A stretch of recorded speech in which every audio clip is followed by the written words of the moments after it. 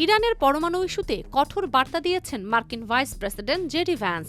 তিনি বলেন, ইরানের কাছ থেকে তাদের পারমাণবিক কর্মসূচি নিয়ে স্পষ্ট ও ইতিবাচক অঙ্গীকার প্রয়োজন। রোববার আল জাজিরার এক প্রতিবেদনে এই তথ্য জানানো হয়েছে। সাংবাদিকদের প্রশ্নের জবাবে ভ্যান্স নির্দিষ্টভাবে কোন শর্ত ইরান প্রত্যাখ্যান করেছে তা জানাতে অস্বীকৃতি জানান। তবে তিনি বলেন, যুক্তরাষ্ট্রের মূল দাবি হল ইরান যেন কখনোই পারমাণবিক অস্ত্র তৈরির চেষ্টা না করে এবং সেই সক্ষমতা অর্জনের পথেও না এগোয়।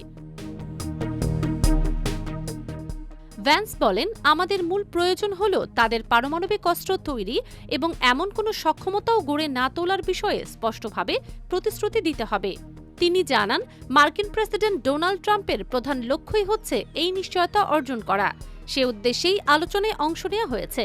ভ্যান্স দাবি করেন, ইরানের পূর্ববর্তী ইউরেনিয়াম সমৃদ্ধকরণ স্থাপনাগুলো ধ্বংস হয়ে গেছে। এখন মূল প্রশ্ন হল, ইরান দীর্ঘমেয়াদে পারমাণবিক অস্ত্র না তৈরির বিষয়ে সত্যিকারের রাজনৈতিক সদিচ্ছা দেখাবে কিনা। তিনি বলেন, এটা শুধু এখন বা 2 বছর পরের বিষয় নয়। আমরা দীর্ঘমেয়াদী প্রতিশ্রুতি চাই, কিন্তু এখন পর্যন্ত আমরা সেই নিশ্চয়তা পাইনি। আমরা আশা করছি ভবিষ্যতে তা পাওয়া যাবে।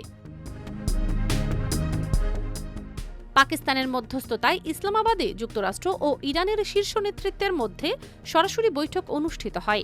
ইরান যুদ্ধ ও মধ্যপ্রাচ্য সংকটের স্থায়ী সমাধানের লক্ষ্যে 47 বছর পর তারা সরাসরি বৈঠকে বসেন।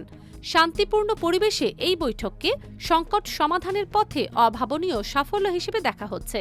বিশ্লেষকরা একে সংঘাত ছেড়ে কূটনীতির পথে এগিয়ে যাওয়ার ইঙ্গিত হিসেবে দেখছেন। IBTV USA, new York.